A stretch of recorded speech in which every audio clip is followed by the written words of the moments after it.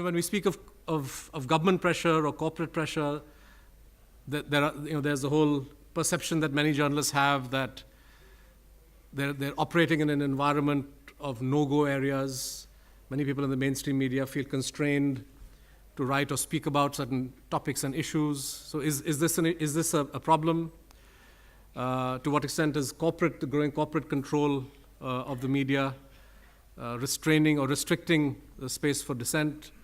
And then, of course, we have the case of Priya Pillai, which I'd actually like to start with now, which is, to my mind, the most shocking incident when it comes to speaking about the shrinking space for dissent, which is an activist of Greenpeace who was prevented from leaving the country because she was going to speak to a group of British members of parliament about the violation of human rights in the Mahan area of Madhya Pradesh,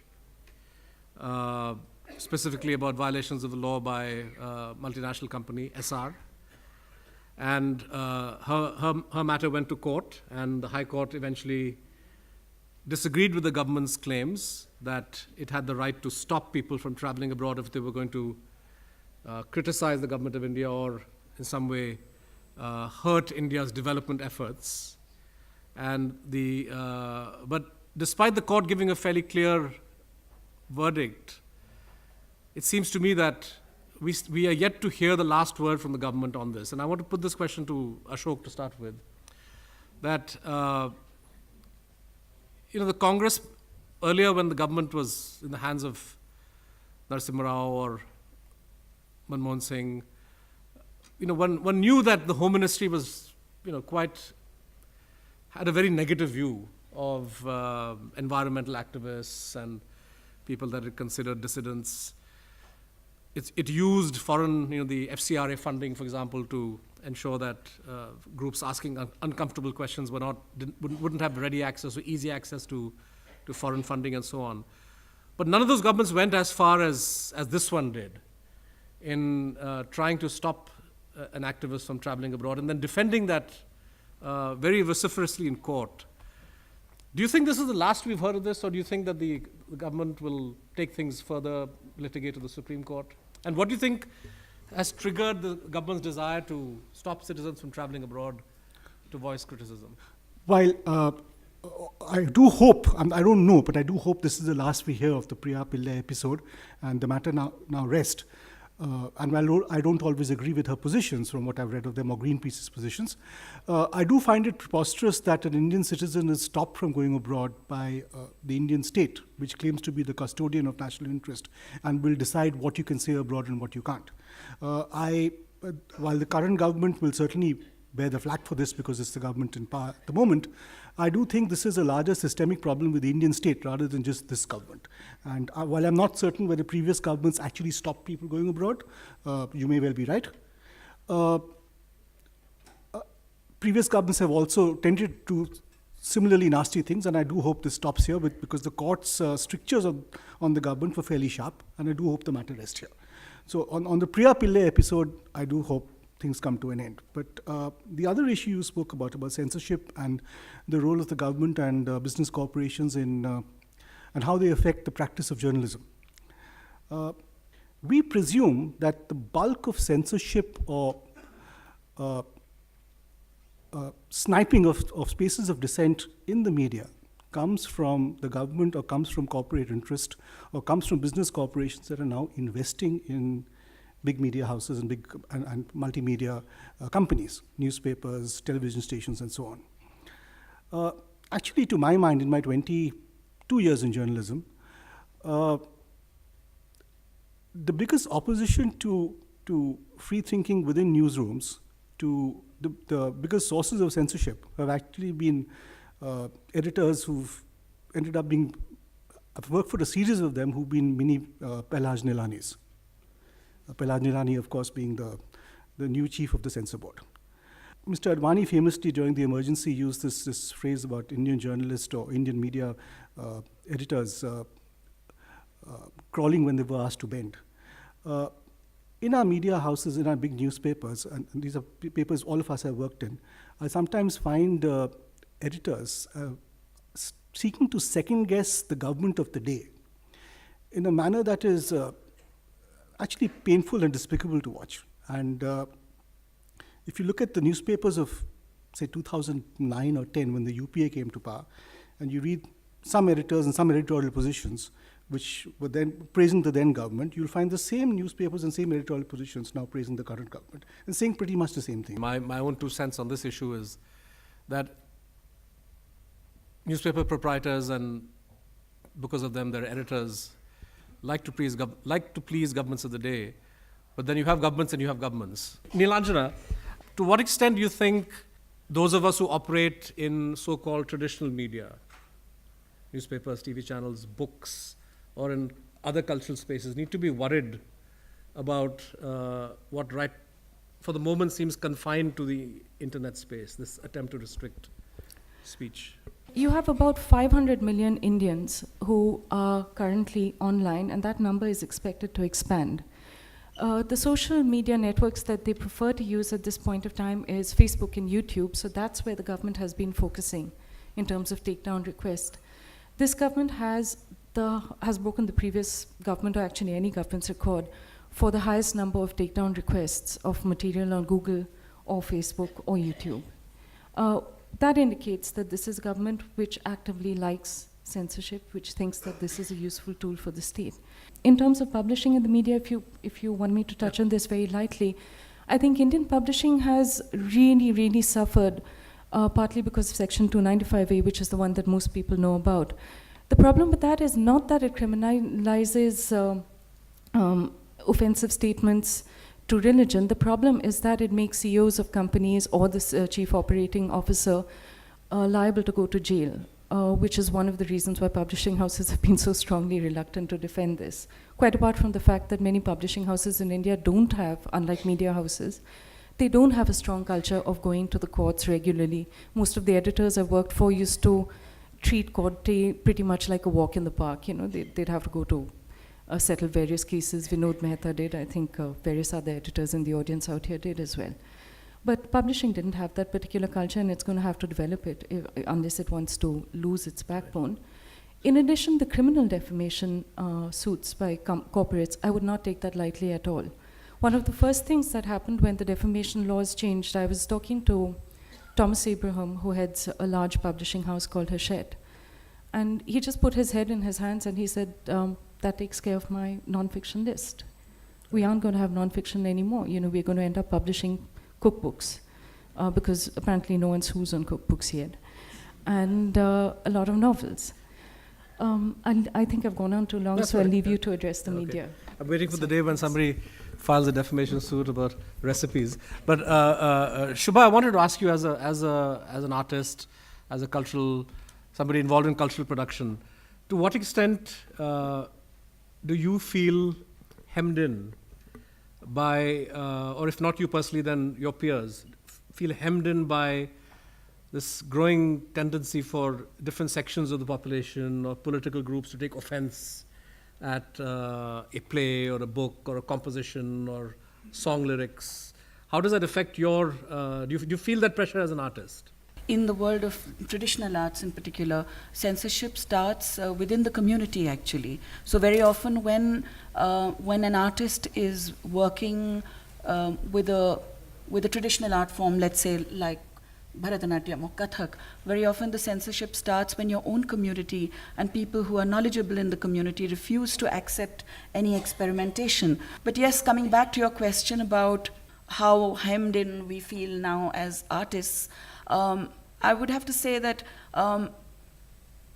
we also live in a climate of fear because when you choose to voice your opinion, and particularly if it is political opinion or opinion about a controversy that has arisen. I was one of a group of people, of artists who signed an open letter during the general elections which said that people should make a careful choice when voting.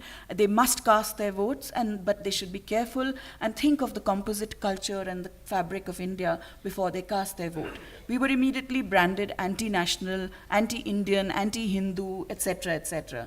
And political parties went rushing to find other artists who would counter our opinion. Many of us then faced, of course, the trolls nobody can stop on the internet. So we faced all manner of mutilation and threats of mutilation, etc. All of which we are sort of ready to face. If we want to make our opinion known, I guess we would have to face all of these. But yes, I think recent examples of filmmakers, theater groups, even comedy acts facing the problem of censorship, of violent opposition. I know that Majroo wrote that जला के मिशले जहाँ हम जुनू सिफात चले जो घर को आग लगाए हमारे साथ चले. But how can, when your own family, home, family members are being scorched, it becomes a situation where you're operating within a sense of fear and also doubt of should you or should you not. I think this is a situation which is extremely dangerous for an artist. Ashok, what explains, this is the question that, in a way, Gopal Gandhi's lecture ended on. What explains Mr. Modi's deafening silence in the face of so many examples of intolerance from people within his own extended parivar?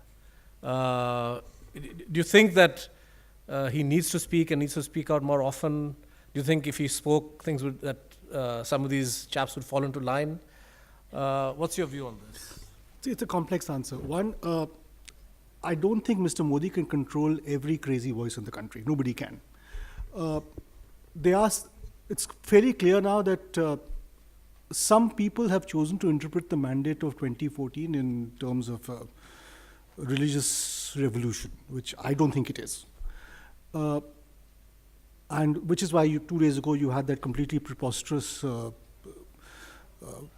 VHP leader who was quoted in the Times of India as talking about the war of the 1857, and now 1857 had many motivations, one of which was religious, but that's neither here nor there. It's got no relevance in today's society, and nobody's really interested in it.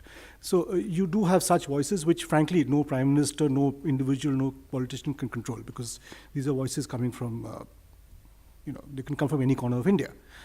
And these are also voices that are now getting more publicity simply because, frankly, a right-wing government happens to be in power, the media is chasing these people for more publicity, and they're chasing the media as well. But I think Mr. Modi's problem is slightly different. It is that after running a very high-octane and a very effective communications campaign while he was seeking to become Prime Minister, he's left the narrative space completely empty, other than episodically when he goes abroad or when he has some big event or the other, after having come to power. And his communication strategy is on a more regular, sustained basis, as opposed to just Madison Square Garden, has been, frankly, not very good post becoming Prime Minister. Which is why some of these voices have tended to grab the narrative. Yes, there have been a few incidents which have been disturbing, but often it's the noise more than the incidents that has caused the upheaval. And he needs to regain his control of that narrative. Just to pick up on that, I was recently in Chandigarh to give a lecture about 2-3 months ago, and I learned about an incident where a play, not a very good one by all accounts, but a play nevertheless, that was stopped by Bajrang Dal activists. And one of the things that these Bajrang Dal chappies were saying in Chandigarh when they protested was that ab to hamari sarkar hai. And I was reminded of this quote when I saw a news report about the attack on the Pudhiya Talamuri television station in Chennai, where again some Hindutva Front organization chaps were objecting to the telecast of a show on whether married women have to wear the tali or not, Mangal Sutra or not. And there one of these lumpans was quoted as saying, now it's our government. So there is a sense in which it's not just the media chasing these guys. And these people chasing they're these guys. No, but they're an organic product of today's political reality. And so in a sense, Modi has, the responsibility of the Prime Minister is Look, really as I there, said, isn't it? no, absolutely. As I said, the Prime Minister can't control every voice. I think it is very important for him to repeatedly and, if necessary, incessantly re-emphasize how he interprets his mandate. And he has said it on the few occasions he has spoken that he does not interpret his mandate in these terms. And he needs to emphasize and re-emphasize that till people get bored with it. All right.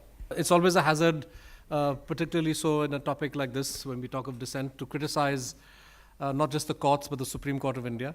And, I was a bit shocked when I read about the hearing which was conducted on the appeal that Pankaj Butalia, a documentary filmmaker, had made in the Supreme Court, where the censor certificate was turned down for a documentary on Kashmir because the censor board said that you have only the views of one side and not the views of the other, and this is just your opinion. And the High Court, in a preliminary hearing, seemed to go along with this view, and the Supreme Court too, in a hearing, seemed to go along with this view. They said, where is the other view? And I find it shocking that a film which espouses one view can be denied a censor certificate on the plea that the other view is not there. One never hears this plea being made for films division, propaganda films, or their modern equivalent. When is the last time you heard a Kashmiri separatist voice her opinion in a Bollywood movie or a government documentary? So I think that the attitude of the courts, a lot of the faith that we have here is finally pinned on the sort of the wisdom of the higher judiciary, which in the past has tended to bat, at least in the main, against censorship, against government control, and in favor of the right to dissent, in favor of democracy, in favor of human rights. My biggest fear is that if the courts become less receptive over time to the need for people to have different points of view and to have the right to express them, the space for dissent, which already, as all of us apprehend, has shrunk, may shrink much, much further. On that very pessimistic note, but also with some optimism that we will all be there to resist this, and that good reason will prevail and democracy will triumph. I would like to thank all of you for attending this discussion and to thank our panelists.